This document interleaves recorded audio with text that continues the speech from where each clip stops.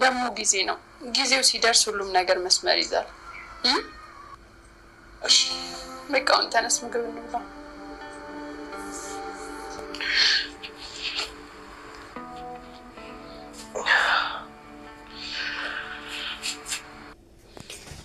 ሮዝ እንግዲህ ለፍቅር ስትል ዘበኛ ሆና እየሰራች ትገኛለች። እና ዛሬ ይዤላችሁ መጣሁት ማያ ክፍል 3 ነው። እንግዲህ ውድና የተወደዳችሁ የሰላም ዩቱብ ተከታታዮቼ በያላችሁበት ቦታ ሰላማችሁ ብዝት ትበልልኝ። እንግዲህ ሰላምና ናታን ከቤት ወጥተዋል ማለት ነው። ሰላምና ናታን ከቤት የሚወጡበት ምክንያት የሆነውስ ምንድን ነው? ማናት ምክንያት የሆነች? እንግዲህ የናታን እናት ማኪ ስለታመመች ከእስር ቤት ማውጣት አለባት ብላ እንግዲህ ሰላም ክሱን እንድትስበው ታደርጋታለች። በዛ ናታን በጣም ይናድዳል። ሮዝም ደግሞ እንግዲህ ለሰላም ክሱን እንዳትስቢ እኔ ሁሉን ነገር እስከማስተካከል ድረስ ክሱን እንዳታናሽባት ብላ እንግዲህ ለሰላም አስጠንቅቃ ትነግራታለች ማለት ነው። ሰላም እሺ ብላ እንግዲህ ሮዝ ያለችዋ ነገር ላይ ተስማምታ እሺ ብላ ትሄዳለች ማለት ነው። ግን እናትየዋ መታ እንግዲህ እኔ ልጄ ናት ያሳደግኳት እኔ ነኝ፣ የሀደራ ልጅ ናት። ስለዚህ ክሱን ማንሳት አለብሽ እባክሽን ሰላም ሊለምንሽ እሷ ከእስር ቤት ከወጣች ከዚህ በኋላ ምንም ነገር ስለማታደርግ እኔ አውቃለሁ። ምንም ነገር እንድታደርግ አልፈቅድላትም። ግን ማኪን ብቻ ክሱን አንሽባትና እሷ ከእስር ቤት ትውጣ። በጣም ታማለች ማኪ በጥሩ ሁኔታ አይደለችም ያለችው እና ዶክተሮቹም በጣም በማሰብና በጭንቀት ምክንያት የመጣ ህመም ነውና ስለዚህ ለትንሽ ጊዜ ነው ይተዋታል ትላታለች። እንግዲህ ግን በጣም ደንግጣለች። እና እንግዲህ የናታን እናት ሄዳ እንዴት ነው ጽጌረዳ እንዴት ነው ጽንሱ ሰላም ነው ስትል እንግዲህ ዶክተሩ በጣም ነው የደነገጠው። ጽንስ የምን ጽንስ ትላለች። ዶክተር ደግሞ አንተ ምንም ነገር አያገባህም፣ ጽንሱ ካሉ ሰላም ነው ጽንሱ ብለ ተናገር እንጂ ስለሌላ ነገር ምንም ነገር እንድታወራ አልፈቅድህም ብላ ዶክተሩም ታስፈራራዋለች። እንግዲህ ዶክተሩ ደግሞ አንቺ የጥፋትሽ ወይም የውሸት ተባባሪ መቼም አልሆንም እኔን በዛ ሁኔታ ላይ እንዳትጠብቅኝ ብሎ ዶክተሩም ያው የውሸቷን ነገር አልቀበልም ብሎ ይሄዳል። ሮዝ ትመጣለች። አንቺ የምትኖሪው እዚህ ውስጥ ነው የትም አትሄጂም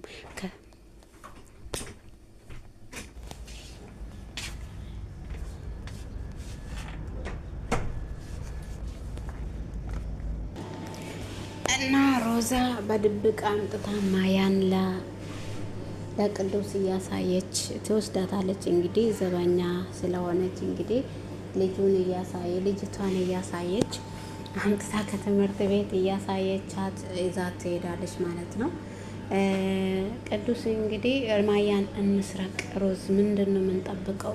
ማያን ሰርቄ ከዚህ ሀገር ወጣለሁ ብሎ ያስባል። እንግዲህ ሮዛ ደግሞ ማያን የምንቀበላት በግዴታ ወይም በስርቆ ሳይሆን ወዳና ፈቅዳ እስከምትሰጠን ድረስ በትዕግስት መጠበቅ አለብክ ብላ እንግዲህ ቅዱስን ልታሳምን እየሞከረች ነው። እስከ መቼ ድረስ እኔ አንድን ቀን ሳላቅፋት ሊሞት ወይ እንዴት እስከ መቼ ድረስ ነው እንደዚህ የሚሆነው ብለው እንግዲህ በጣም ቅዱስ ልጁን እስከማገኘው ድረስ በጣም ተሰቃይቷልና እንግዲህ ናርዶስ በሩጫ እና ሮዝ ቤት ትሄዳለች። እንግዲህ አንቺን አልፈለኩሽም ሰላም ሮዝን አምጪልኝ ትላታለች። ሮዝ እዚህ የለችም።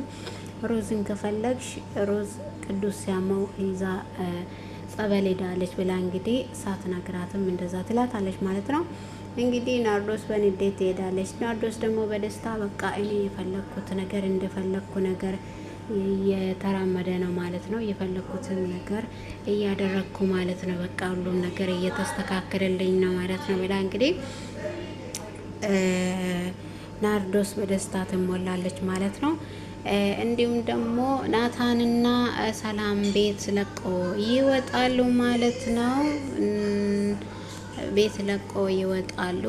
እናታቸው እንግዲህ ማኪን ከእስር ቤት አውጥታ ስታመጣ እንግዲህ እንደምንም ሆነች ሰላም ክሱን ማንሳት አለብሽ፣ ማኪ በጣም አሟታል፣ ማኪን ስላመማት አንቺ ክሱን ማንሳት አለብሽ፣ የግዴታ ነው ክስ ማነስ ብላ እንግዲህ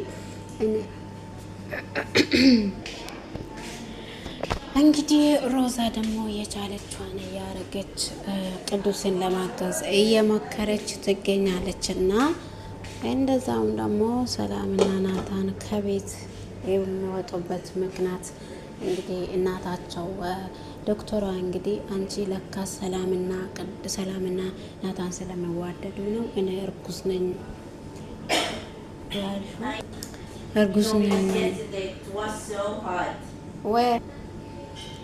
እንግዲህ በዛ ምክንያት ከቤት የመውጣታቸው ምክንያት ማኪ እንደሆነች እናታቸው እንግዲህ ማኪንና ሰላምን አስከፍለኝ እንግዲህ እንደዛ መባለት በጣም ተሰምቷታል እና ለቅዱስ እንግዲህ ቤቱን እስከ መቼ ድረስ ነው እንግዲህ እንደዚህ የሆንኩ የምኖረው? ልጄን አግኝቼ ማቀፍ አለብኝ ይላታልና ልጄን አግኝቼ ነው ማቀፍ አለብኝ። ከዛ ደግሞ ሮዛይ እኔ ልጅህን በድብቅ ሳይሆን ማየት እንድታይ የምፈቅድልህ እኔ ሁኔታዎቹን እስከማስተካከል ድረስ ትንሽ ጊዜ ስጠኝ ብላ ሮዝ ትለምነዋለች። እንግዲህ ሮዝ ደግሞ ሁሉን ነገርን ያስተካክላል። ሮዝ ደግሞ ናርዶስ ጋር ሄዳ ትዳርሽን ወይም ልጅሽን አንዱን ምረጭ ትላታለች። እንግዲህ ልጇን ከሰጠች ትዳሯ እንደቀጠለ ይሆናል። ልጇን ካልሰጠች ደግሞ በጣም ብዙ ዋጋ እንደምትከፍል ነው እንግዲህ እያስገደለች ያለችው። እንግዲህ በጣም ከባድ ነው። ወይ ትዳር ወይ ልጅ መምረጥ አለባት ናርዶስ። እንግዲህ ሮዝ የምርጫሽን መርጠሽ ንገሪኝ ብላለች እና ናርዶስ የምታረገው ነገር አታለች። እንግዲህ ቤታቸው ላይ ዘበኛውን አመት ሰራ ሮዝ እንደሆነች አላወቁም ማለት ነው። ማኪ የጽንሱ ጉዳይ እንግዲህ ውሸቷ ሊወጣ ነው። ውሸቷ ሊወጣ ስለሆነ ማኪ በጣም ፈርታለች። ሮዚዳ እንግዲህ አንድ ቀን ውሸትሽ እውነት ሆኖ እስኪወጣ ድረስ ምንም ነገር አልናገርም፣ ግን ይሄ ውሸትሽ አንድ ቀን እውነት እንደሚሆን እርግጠኛ ነኝ ብላ ማኪን ታስፈራራታለች። እስከዛ ቀን ድረስ እንግዲህ ከዚህ እስር ቤት እንደማትወጪ አትጠራጠሪ ትላታለች። እሷም እንግዲህ እዛው ትቆያለች። እስር ቤትሽ እንደሆነ እንዳትረሺ ብላ ሮዛ አስጠንቅቃ ተነግራታለች። አሁን አሞኛል ብለሽ ህመሙን ምክንያት አድርገሽ ከእስር ቤት ይወጣሉ ብለሽ ተስፋ የምታደርጊ ከሆነ ተስፋ አታድርጊ ብላ እንግዲህ ትላታለች። እንግዲህ ናርዶስ በህልምም ልጄን ወሰዱብኝ፣ በእውንም ልጄን ወሰዱብኝ በማለት በጣም ፈርታ ትገኛለች እና እንግዲህ በጣም ፈርታለች ናርዶስ። ልጇን ይነጥቁልኛል ብላ እንግዲህ በጣም ፈርታለች።